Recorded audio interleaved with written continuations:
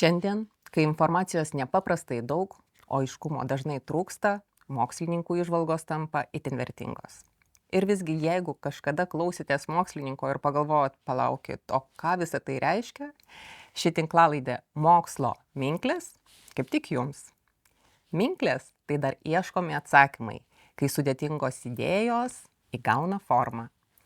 Aš, Laura Stankūnė, kalbuosi su mokslininkais taip, kad suprastume visi. Šiandien sveikinuosi su MARAU psichologijos instituto daktare, taikomosios psichologijos laboratorijos tyrėja Aiste Bakaityte-Bagdonė.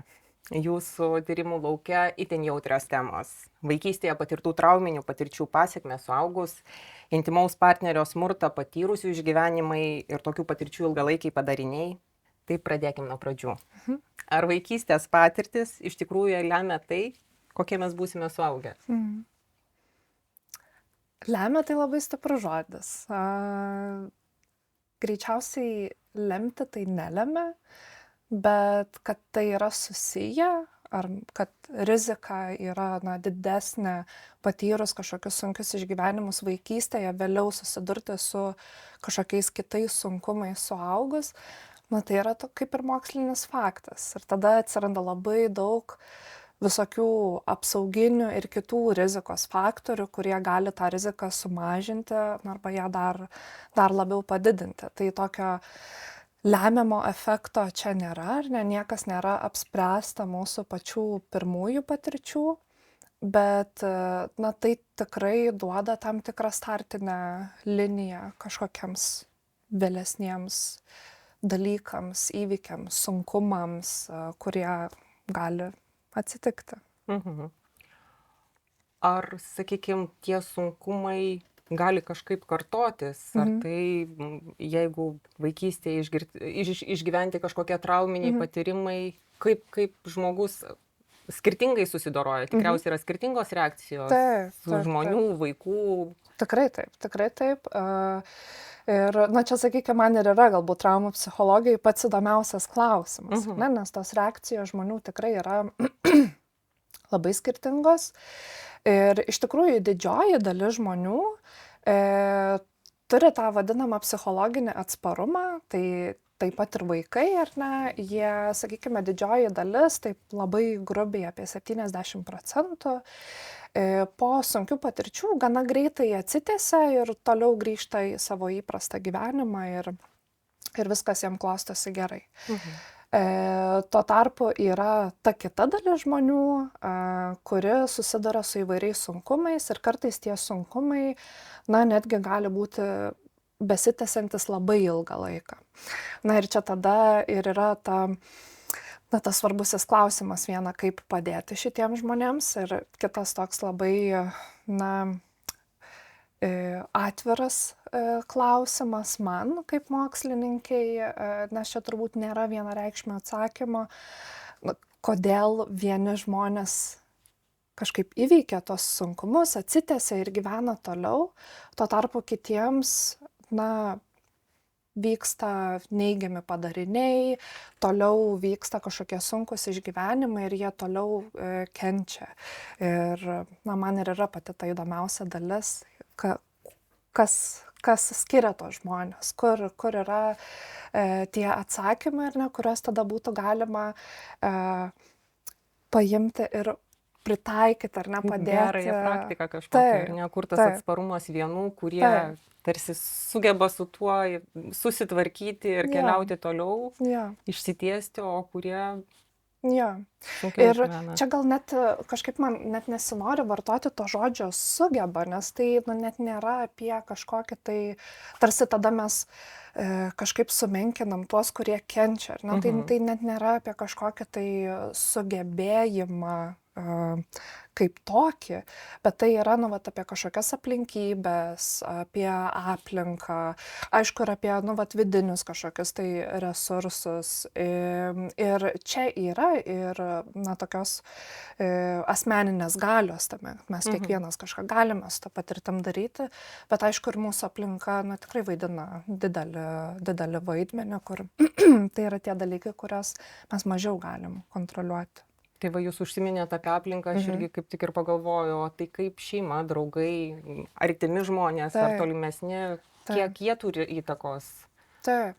Tai labai didelės ir Mhm. labai svarbu vaidmenį atlieka. Tai iš tikrųjų mūsų tyrimai pakartotin tiek, sakykime, mano disertacinis tyrimas apie intymaus partnerio smurtą patyrusių moterų išgyvenimus, tiek dabartinis tyrimas su vaikystėje patirtu smurtu. Išties, na, randame, kad socialinė parama, kaip tokia labai apibendrintai, mes ją vadiname socialinė parama, bet ją įeina tiek formali parama, ar ne, nu, vat, kažkoks kreipimasis į įstaigas, nevyriausybinės organizacijas, kurios teikia pagalbą aukoms, tiek tai yra, na, tokia neformali pagalba, turėjimas žmogaus, su kuriuo galima pasikalbėti, kuris gali mane suprasti, tiek tai yra šeimos parama, ar ne, tokia labai, na, ta socialinė parama, kaip mes vadinam, toks labai bendras. Artimas ratas, Aha. ar ne? Taip, tai vaidina iš tikrųjų labai didelį vaidmenį ir tai visada yra tas veiksnys, kuris teigiamai prisideda prie, na, tokios sėkmingesnės dinamikos pačios traumos įveikos. Ir čia, aišku, svarbus vaidmuo tenka ir tai formaliai pagalbai, ar ne, tam psichologo pagalbai arba ten įstaigoms, kurios teikia aukoms pagalbą, bet ypatingai yra svarbu ir mūsų tyrimai tą rodo, ir kitų autorių tyrimai atskleidžia, kad turėjimas bent jau vieno žmogaus savo aplinkoje, kuris gali išklausyti, gali, na, padėti, tiesiog būti šalia, žinojimas, kad yra toksai žmogus, jau turi labai didelį poveikį su sunkumais dėl traumos susidūrančiam asmeniui. Kaip iš tikrųjų viltingai skamba, Taip. atrodo vienas žmogus ir jau didžiuliai pokyčiai Taip. galėtų būti, ar Taip. ne? Bet tuo pačiu man labai įdomu, ar ta, sakykime, situacija dėl formalių institucijų, ar jinai kažkaip kintanti, keičiasi, nes mano supratimu galbūt nėra taip garsiai apie tai kalbama, nors vis daugiau atsiranda, kad kreipkitės, yra Taip. pagalbos linijos ar Taip. panašiai, bet Taip. kiek tai yra nauja, Aha. kiek tai yra prieinama. Taip. Aš manau, jeigu pasižiūrėtume kokius 15 metų atgal, tai mes esam labai daug gerų žingsnių į priekį padarę, nes tikrai dabar yra švietimo kur kas daugiau, dabar mes kalbame ir apie smurto netoleravimą bendrai, ar ne, tiek prieš vaikus, tiek prieš moteris. Aišku, dar yra tų visų stigmų ir visko, bet mes tikrai, na, esam pažengę į priekį stipriai, pasižiūrėjus, ar ne, kokius 15 metų atgal. Tačiau, na, tai yra toks lėtas procesas, nes čia vis tiek mes kalbam ir apie tokias visuomeninės normas, kurios, na, yra tokia giliai įsišaknyjusios, čia yra ir kultūriniai įvairūs aspektai. Ir pats, na, toks viešo naratyvo formavimas, ar ne, tai mes turim įvairių daug labai aršių diskusijų, ar ne, kai kalbam apie Stambulo konvencijos ratifikavimą ir tai iš tikrųjų, na, labai atspindi, kad pavyzdžiui, mano socialiniam burbule, ar ne, nu, tai tikrai yra tokia labai smurto netoleravimo kultūra, labai, nu, visiems aišku, kad čia, žodžiu, nėra normalu, ar ne, jokiais atvejais. Tačiau, kai, na, kyla visuomeniniai kažkokie dalykai, tada truputėlį kitas žvilgsnis atsiranda, kad, na, mano socialinis burbulas tai nėra tik mano socialinis burbulas, yra, na, visko yra kur kas daugiau. Ir aš manau, kad daugeliu žmonių tas pats atsiranda jausmas, kai, na, mes kiekvienas gyvenam savo kažkokiam tai rate su savom vertybėm ir tai, na, ne visada yra tai, kas iš tikrųjų vyrauja mūsų visuomeniai. Tai aš manau, kad mes einame gerais žingsniais, tačiau tikrai yra sričių, na, kurios yra labai problematiškos. Pavyzdžiui, seksualinio smurto aukos ir netgi įstatyminis reguliavimas dar Lietuvoje yra labai, na, tokiam, net ne baziniam lygyje. Visiškai. Mes net neturime centralizuotos sistemos teikti aukoms pagalbą, kur būtų, sakykime, išprievartavimo atveju aukai atliktas kompleksinis įvertinimas, kad tai paskui būtų galima naudoti teisme. Aš jau net nekalbu apie tai, kad didžioji dalis smurto aukų net nesikreipia pagalbos dėl stigmos, dėl pačio trauminio afekto, nes tai, labai tokie yra sunkus išgyvenimai, daug gėdos tame yra, daug savęs kaltinimo ir, visa tai reikalauja tokio labai stipraus į traumą informuotų praktikų. Ir tam reikia stipraus pasirengimo, o šito pas mus dar visiškai nėra. Visiškai nėra. Tai, ar ne, vakar pirmą kartą Seimo salėje plenarinio posėdžio metu seksualinio smurto aukos pirmą kartą per nepriklausomos Lietuvos istoriją dalinosi savo patirtimis. Tai čia toks kaip ir istorinis posėdis, ar ne. Tai viena vertus, ar ne, kai kuriais atžvilgiais, pavyzdžiui, apsaugos nuo smurto artimoje aplinkoje įstatymų arba apsaugos smurto prieš vaikus ar ne įstatymų atžvilgių, tai mes esam pažengę gerokai, tačiau yra sritis, kurios vis dar yra labai, labai probleminės ir tai formuoja ir visuomeninį naratyvą ir požiūrį. Tai kaip mes pradėjom nuo vaikų ir nuo tų net nežinau, ar galima taip sakyti, pažeidžiamiausios grupės, bet iš tikrųjų visgi tai yra tas amžius, kai tarsi neturi dar balso tokio tvirto, kad galėtum pats už save pastovėti ir taip perėjom prie tos temos, kuri, kaip suprantu, yra jūsų tokia viena iš pagrindinių, ta intimaus partnerio smurtą patyrusios aukos, ar ne?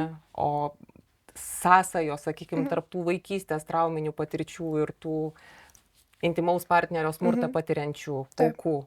Ar pastebimos, kiek tai turi, sakykime, įtakos? Taip.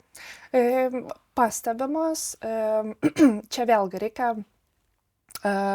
kalbėti apie tai gana atsargiai, nes tai nėra priežastinis ryšys. Ar ne? Jeigu asmuo patyrė smurtą vaikystėje, tai nereiškia, kad jisai patirs intimaus partnerio smurtą ir tai nereiškia, kad jisai patirs intimaus partnerio smurtą dėl to, kad jis arba ji patyrė smurtą vaikystėje, ar ne? Bet mūsų tyrimai rodo, tiek moterų imtyje, tiek dabar jau ir vyrų imtyje, mes turime paplitimo duomenis būtent intimaus partnerio smurto, tiek vyrų, tiek moterų imtyse. Abiejais atvejais rizika patirti smurtą intymiame santykiai yra susijusi su vaikystėje patirtu smurtu. Tai reiškia, tie žmonės, kurie vaikystėje patyrė smurtą, jie dažniau susidūrė su intimaus partnerio smurtu. Tai tarsi man čia kiltų natūralus klausimas, kaip galima būtų tarsi užkirsti tam kelią, vėlgi grįžtam prie to paties, ar ne, kaip tas artimas ratas, ar formalios institucijos galėtų įsitraukti ir imtis prevencinių kažkokių žingsnių jau po kažkokios patirtos traumos. Ar daroma šitoj srity kažkas? Tai daroma, ar ne? Tai vis tiek yra, sakykime, kai mes kalbam apie vaikus, tai dėmesys tikrai ir visų labai ausis ir akis yra labai įtemptos, nes tai tikrai yra viena pažeidžiamiausių visuomenės grupių. Ir kai mes išgirstame kažką apie smurtą prieš vaikus, tai mes labai visi norime, sunerimstame ir daug kreipiame į tai dėmesio ir norime kažkaip spręsti tos klausimus.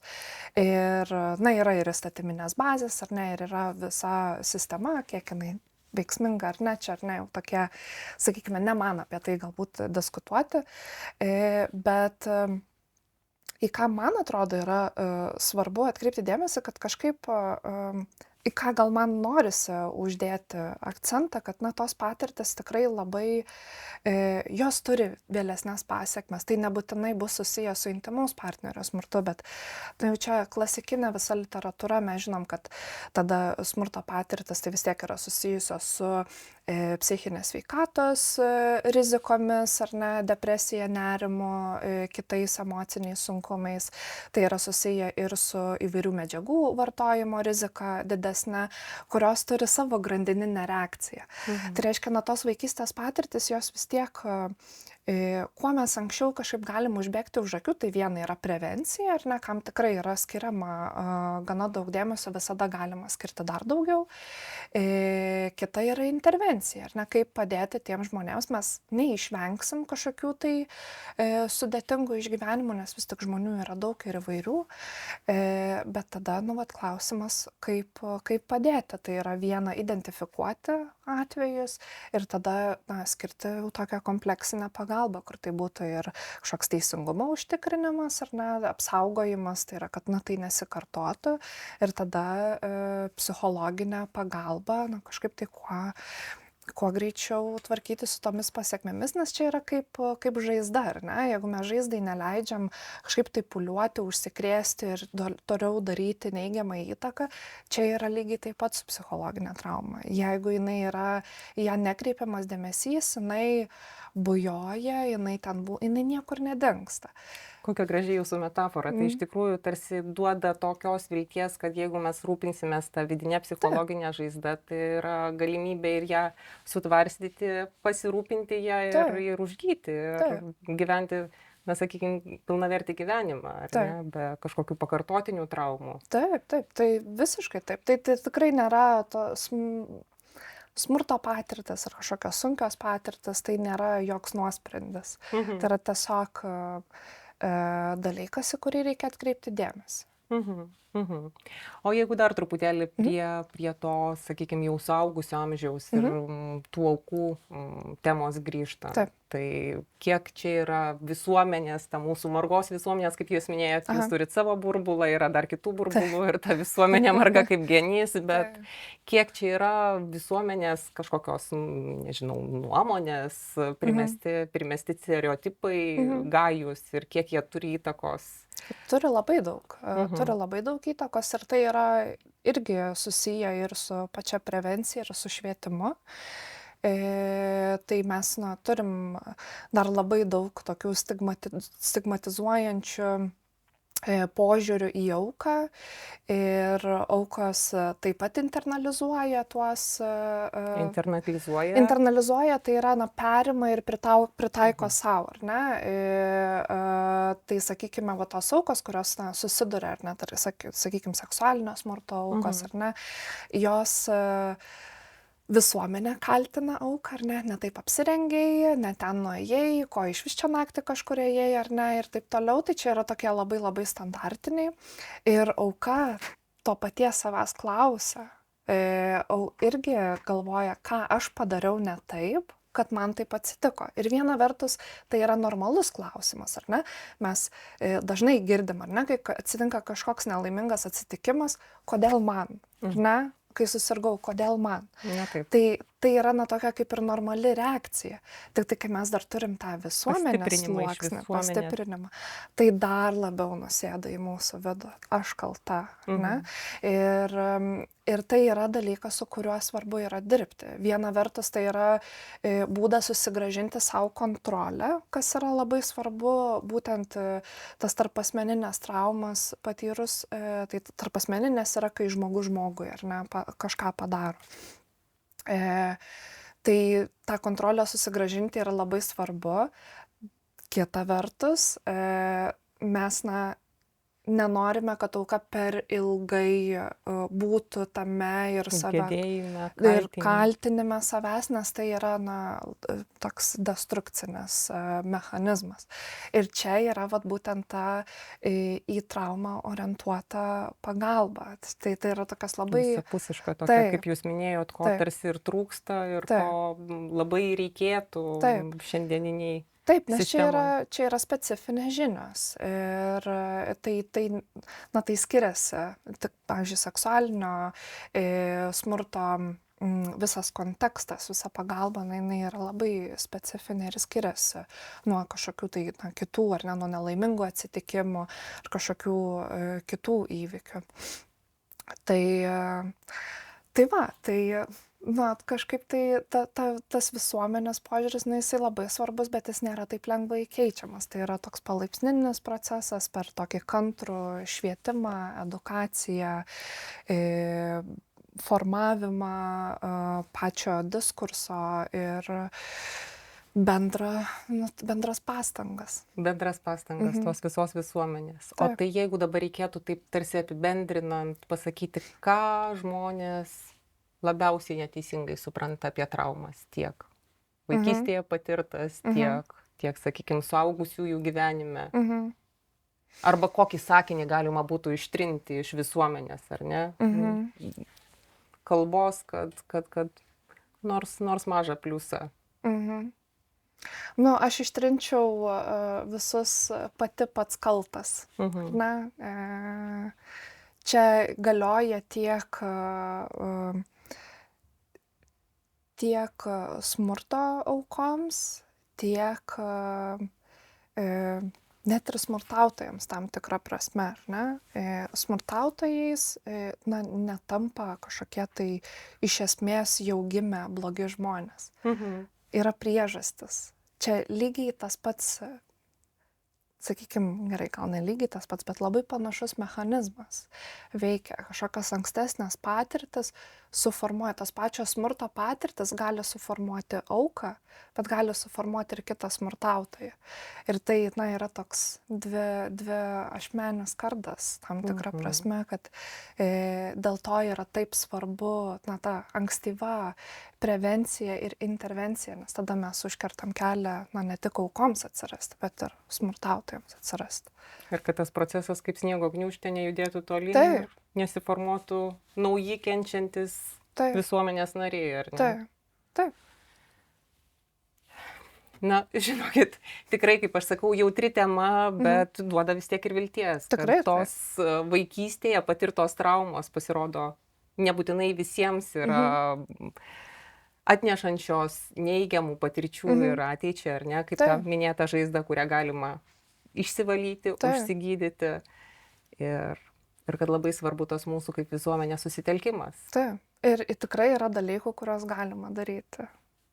Ir trinkime tuos neigiamus visuomenės. Trinkim. Visuomenės kaltinimus apie aukas nuo mažiausių iki suaugusių. Tai ačiū labai, Aistė, už pokalbį. Čia buvo tinklalaidė Mokslo minklės. Viso geriausio.